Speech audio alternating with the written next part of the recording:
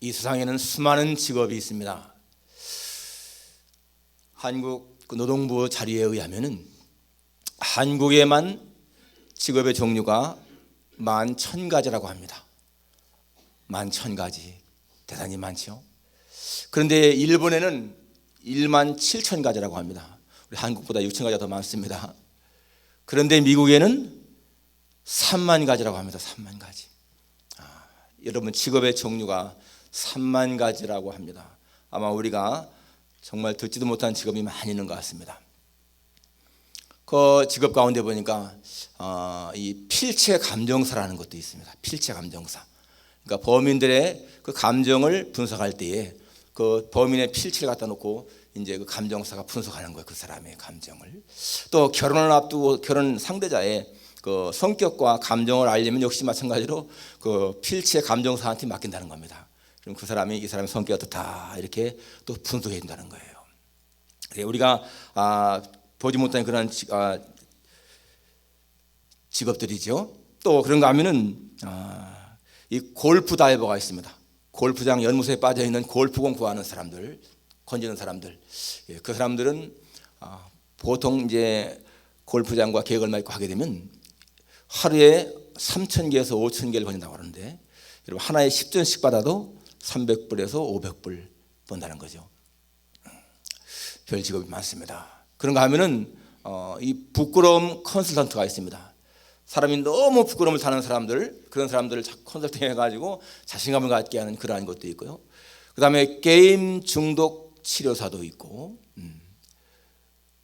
그리고 이 뭡니까, 매트리스를 만들면은 그 매트리스 위에 한 서너 시간을 계속 걸으면서 그 촉감을 체크하는 그런 사람도 있고, 인형 의사도 있답니다. 부서진 인형을 다 고치는 그런 의사, 인형 의사. 아무튼 간에 그렇게 직업이 많은데, 우리 예수님이 만든 직업이 하나 있습니다. 그게 뭡니까? 오늘 본문에 나오는 것처럼 사람을 낚는 어부. 이것은요, 우리 예수님이 만드신 직업 같습니다. 사람을 낚는 어부. 여러분, 세상의 모든 직업은 다 보수가 있습니다. 주급을 받고 월급을 받고 그러지 않습니까? 그런데 사람을 낚는 어부는 주급이나 월급이 없습니다. 대신 무엇이 있겠습니까? 상급이 있습니다. 상급. 그런데 이 상급은 우리가 평생 받는 월급이나 주급보다 훨씬 더 가치가 있는 상급일 것입니다.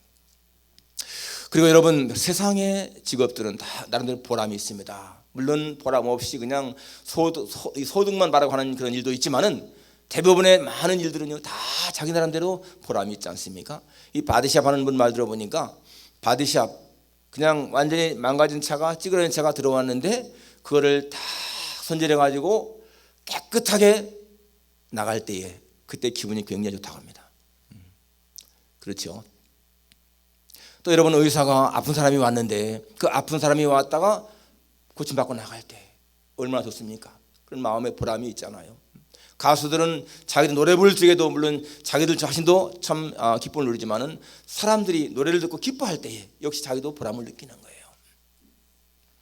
이렇게 세상에 많은 직업들은 다 나름대로 보람이 있습니다.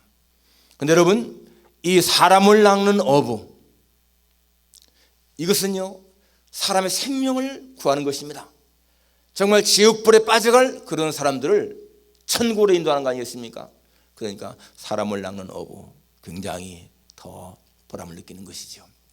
이 어부들 고기 잡을 적에도 낚시하는 사람도 낚시를 그 손맛 때문에 한다고 그러는데, 그런 것보다 훨씬 더 이 생명을 살리는 그러한 보람을 느낄 것입니다. 오늘 이 본문 보면은 이제 요한이 잡힌 후에 예수께서 갈릴리에 오셔서 하나님의 복음을 전파하여 이르시되 라고 했습니다. 여러분, 여기 하나님의 복음을 전파했다라고 했는데, 그 하나님의 복음이 무엇일까요? 그 다음 주에 나오죠. 때가 찼고 하나님의 나라가 가까웠으니 회개하고 복음을 믿으라. 여러분, 그것이 하나님의 복음인 거예요. 때가 찼고 하나님의 나라가 가까웠으니까 회개하고 복음을 믿으라. 즉 이제 하나님의 나라가 가까웠으니까 회개하고 생명을 얻으라. 바로 그것이요 복음이라는 것입니다. 그런데 이제 하나님께서, 예수님께서 이 갈릴리 해변에 오셔서 바로 이 복음을 전할 사람들을 부릅니다. 그래서 시몬과 안드레, 야고보와 요한을 부르시죠. 바로 그들로 하여금 이 복음을 전할 사람. 그게 복음을 전할 사람이 뭐예요? 사람을 낚는 어부라는 것입니다. 예, 그래서 그들로 하여금 나를 따라오너라라고 하니까 그들이 따랐다는 것입니다. 여러분, 예수 믿는 사람에게 가장 중요한 두 가지가, 하나는 하나님을 예배하는 것이고 하나는 전도하는 겁니다. 생명을 살리는 것이죠. 우리가 물론 교육도 하고요, 또 친교도 하고 봉사도 하고 헌신도 하고 많이 하지만은 결국 가장 중요한 두 가지는 예배와 전도, 선교입니다. 예배는 하나님을 우리가 경외하는 것이고 전도는 사람을 살리는 것입니다. 이 두 가지의 포커스, 거기에 맞춰지는 게 모든 걸 다 그것을 위한 것입니다. 그래서 여러분, 우리가 정말 이 신앙생활을 하면서 가장 중요한 근본적인 일들을 우리가 기억해야 돼요. 하나님을 예배하는 것에 목숨을 걸고 생명을 살리는 일에 최선을 다하는, 바로 그것이 우리 성도가 해야 할 가장 중요한 것입니다. 오늘 여기 네 사람, 예수님의 제자 가운데가 가장 중요한 사람들이지 않습니까? 그 사람들을 주님이 이제 나를 따라오너라, 내가 너희로 사람을 낚는 어부가 되게 하겠다 라고 하니까 그들이 따랐다는 것입니다. 여러분, 사람을 낚는 어부, 어떠한 사람인가, 어떠한 사람이 되어야 하는 것인가 생각해 보기 원합니다. 첫째는 열심과 비전이 있는 사람입니다. 열심과 비전이 있는 사람.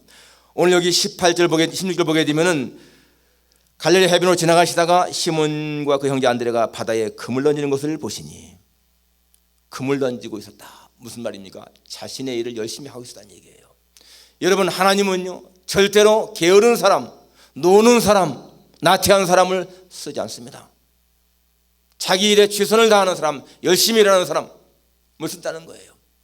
그리고 내가 너희를 사람 낚는 어부가 되겠다라고 했을 적에 여러분, 이 시몬과 안드레 또 이 야고보와 요한이 사람을 낚는 어부에 대한 어떠한 비전과 꿈이 없었으면요 안 따랐을 거예요.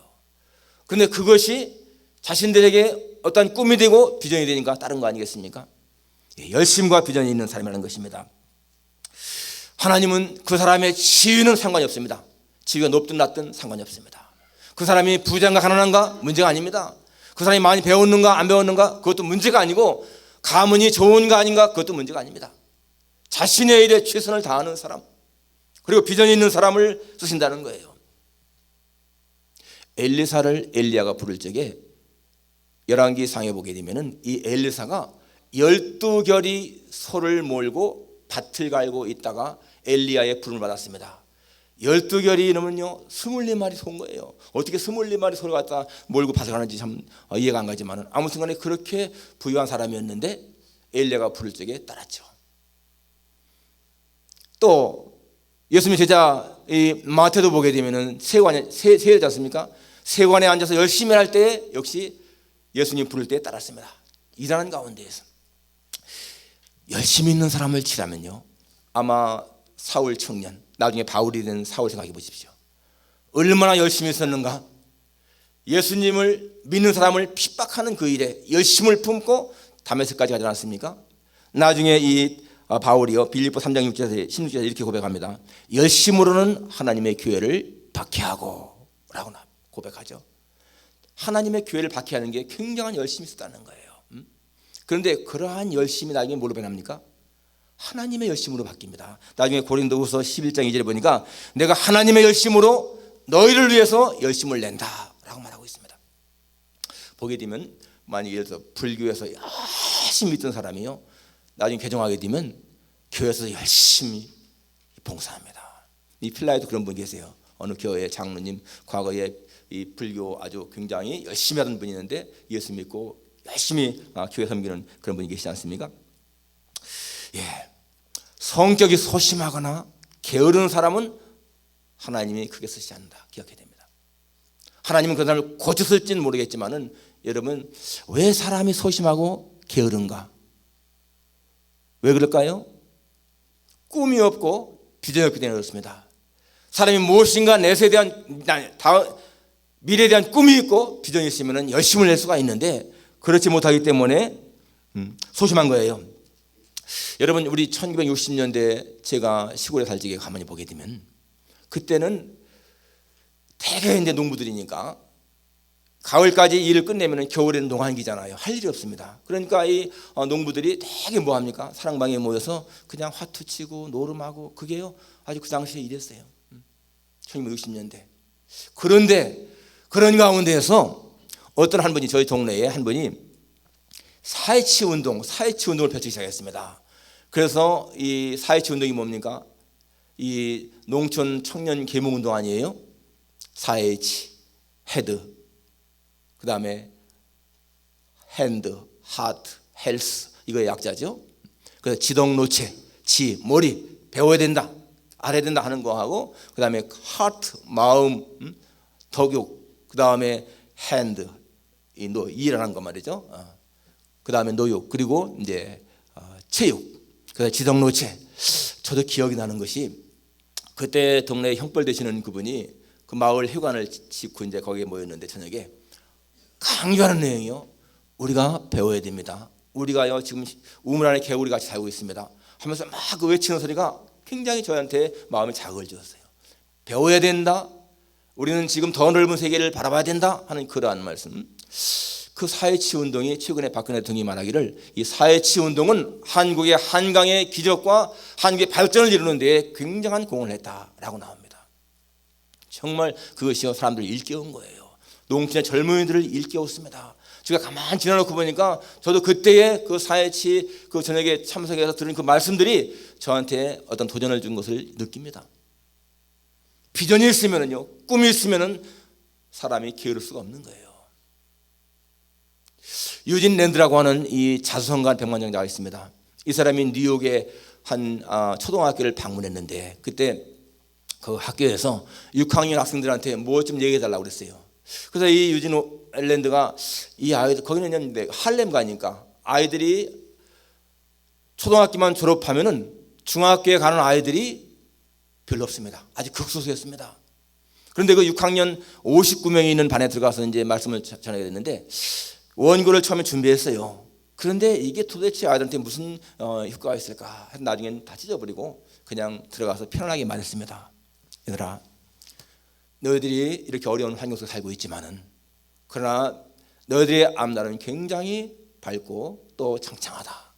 그러면서 하는 말이, 너희들이 학교를 포기하지 않고 계속 학교에 남아있어서 다닌다면은, 그래서 고등학교 졸업한다면은 내가 대학교에 들어갈 때에 너희들의 모든 대학금을 책임지겠다. 여러분, 그 말을 했는데요, 그 59명 가운데에서 54명이 중학교에 진학했다는 거예요. 그 전까지만 하더라도 겨우 10%, 대여섯 명이 진학하던 그 학교에서 54명, 90%가요 중학교에 진학하고 고등학교에 진학하고 나중에 대학 갔습니다. 이 말 한마디가 얼마나 중요해요. 그때 한 학생이 이렇게 고백했습니다. 나는 내 일생에 처음으로 내 미래에 대한 기대를 가졌고 꿈을 가졌습니다. 사람에게 꿈을 심어주는 거 중요한 거예요. 여기 예수님이 지금 제자들에게 부르면서 내가 너희로 하여금 사람을 나누어 되겠다라고 하는 그 말이요, 그들의 가슴에 꿈을 심어준 거예요. 비전을 심어준 거예요. 내가 지금 이렇게 고기를 잡고 있지만은 고기 잡는 것이 아니라 사람을 낚는 어부가 된다. 여러분, 이게 얼마나 큰 비전입니까? 그 사람들, 그 제자들이 그 말을 듣고 그렇게 바뀐 거 아니겠습니까? 그렇습니다. 여러분, 사람은 미래에 대한 꿈과 비전이 있게 되면은 활동하게 되어 있고 움직이게 되어 있고 일하게 되어 있는 거예요. 사람은 자기가 가진 꿈만큼 비전만큼 성장합니다. 절대로 그 꿈이나 비전을 넘어설 수가 없는 거예요. 여러분, 나는 정말 예수 잘 살면 되겠다라고 하는 꿈과 비전이 없으면요 잘 살면 될 수가 없는 거예요. 그런 꿈을 가져야 돼요. 나는 정말 하나님을 기쁘시게 하고 하나님의 영광을 위해 쓰임 받겠다, 그런 결단이 있어야 돼요. 설령 여러분 그것이 작심삼일이라도 새해를 맞이하면 뭔가 마음에 결심이 있어야 되지 않겠어요? 작년까지는 내가 좀 그렇게 어영부영했지만은 이 새해부터는 내가 뭔가 정말 다부지게 한번 결심을 하겠다. 하세요. 결심을 하고 또 그것이 깨어지면 다시 결심을 하고, 작심삼일이 계속 이어지면은 1년 동안 다 되는 거 아니에요. 결심이 안 되니까, 결단이 없으니까 안 되는 거 아니겠어요? 여러분, 사람이 꿈이 있으면요 그 꿈을 실현하기 위해서 기도하게 됩니다. 그리고 기도하면 하나님이 들으시고요, 그 기도가 성취되지 않습니까? 그렇습니다, 여러분. 그렇기 때문에 우리는 하나님 앞에 더 좋은 신앙생활을 위해서 꿈을 가지고 기도하고 그래야 돼요.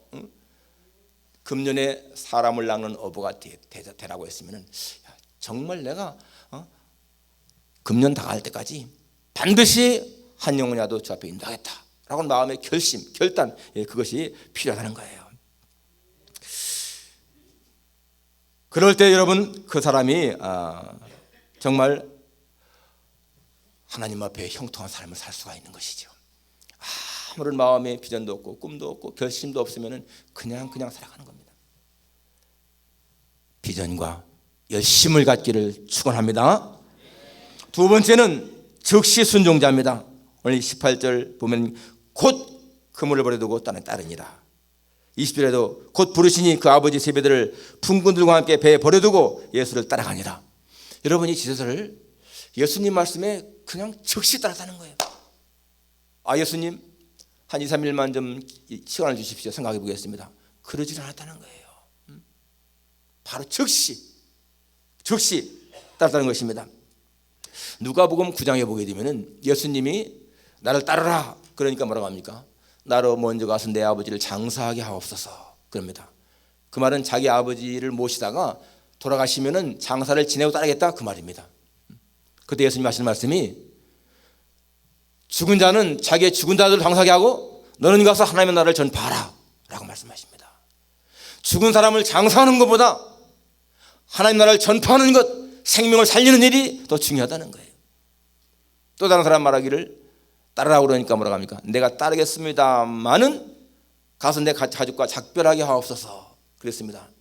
그때 예수님 하시는 말씀이 쟁기를 잡고 뒤돌아보는 자는 하나님의 나라에 합당치 않다 라고 했습니다.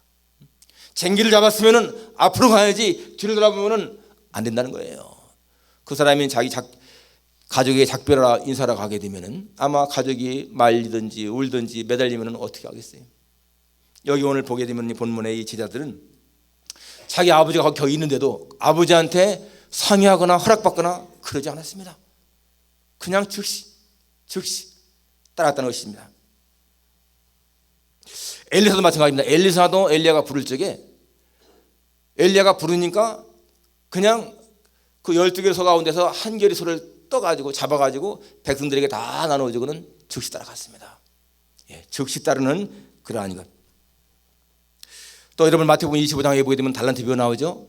거기 보면 5달란트 받은 사람 바로 가서 그것으로 장사하여 또 5달란트를 남기고 라고 했습니다. 바로 가서 at once, 바로 즉시. 하나님 말씀에는 우리가 그렇게 즉시 순종해야 하는 것입니다. 여러분 성경에 보게 되면은 정말 순종하게 되면은 하나님 복을 누리고 불순종은 망하는 길이잖아요. 사울 왕이 망한 이유가 뭐예요? 불순종이지 않습니까? 불순종. 사울 왕 하면은 불순종. 그래서 사무엘한테 무슨 책망 듣습니까? 순종이 제사보다 낫습니다. 그 말 책망 듣잖아요. 아마 여러분 예수 믿는 사람들 이 말 다 할 겁니다. 순종이 제사보다 낫다는 말씀 다 암기할 거예요. 암송할 겁니다. 그런데 실제 생활 속에서 실천하나요? 예배 중요하죠. 그런데 하나님 말씀에 순종이 제사보다 낫다. 제사가 예배인데 그 무슨 말인가 하면은 순종이 없는 제사는 하나님 앞에 연락 안 된다 그 말입니다. 가인과 아벨 제사 보십시오. 가인의 제사가 왜 거절당했습니까? 그건 순종의 삶이 아니기 때문이었습니다. 그러니까 우리가 여러분 이 순종이 없는 제사 하나님이 기뻐하지 않는다는 거예요. 다윗 보게 되면요, 다윗은 정말 죄도 졌지만은 아주 순종을 잘합니다.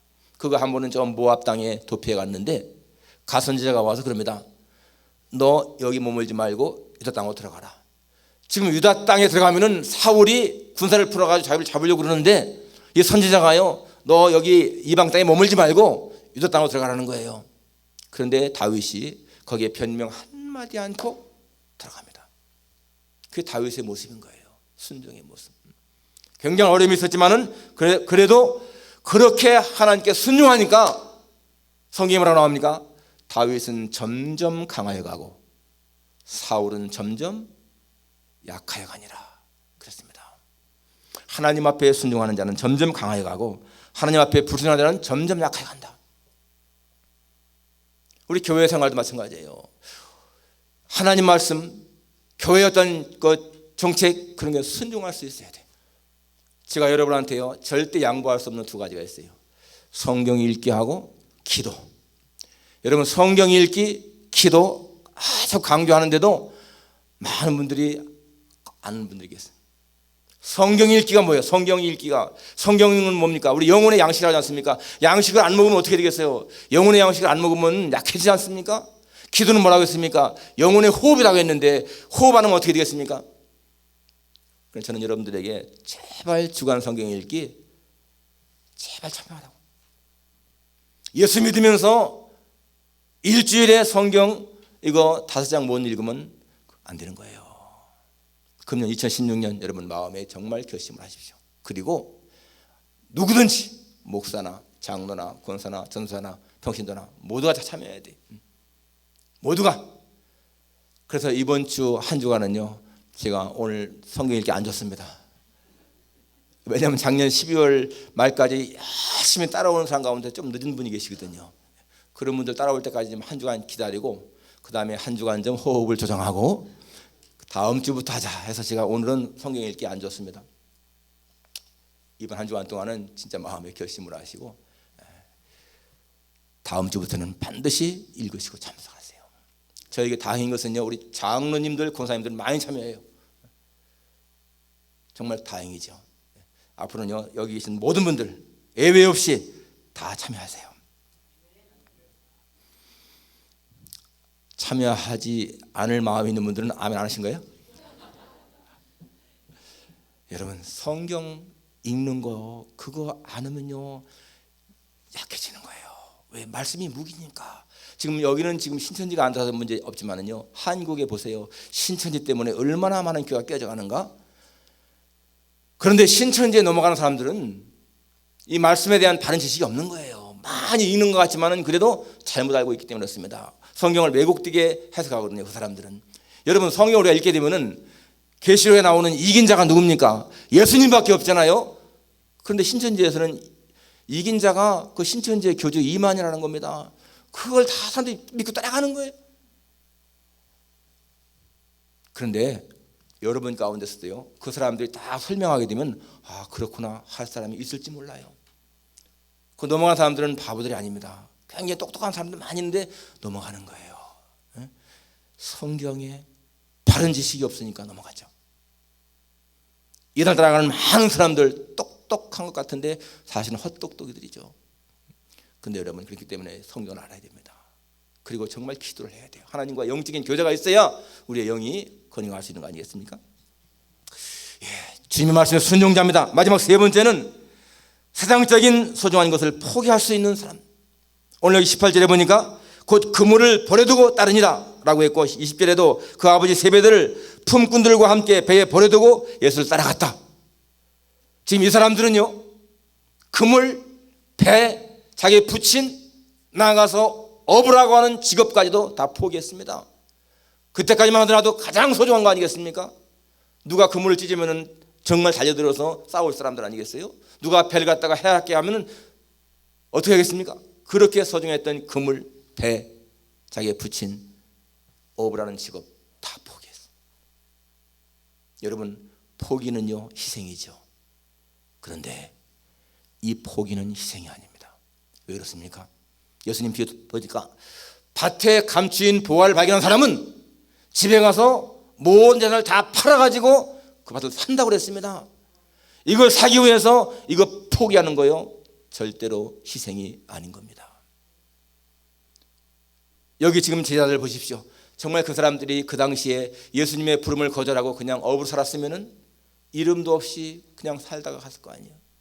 그런데 그때 따름으로 말미암아서 그 사람들의 이름이요 성경에 기록되고 세상을 변화시키는 엄청난 사람들이 되지 않았습니까?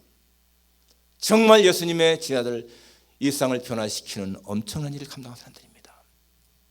그것은 뭡니까? 자기들에게 가장 소중했던 것 그것을 포기했을 적에 더 나은 걸 받았기 때문에 그렇습니다. 마가복음 10장 29절 30절에 보니까 예수님 하시는 말씀이 나와 복음을 위하여 집이나 형제나 자매나 어머니나 아버지나 전토나 자식을 버린 자는 현세에 있어서 집이나 형제나 자매나 어머니나 전토나 자식을 100배나 받되 박해를 겸하여 받고 라고 했습니다.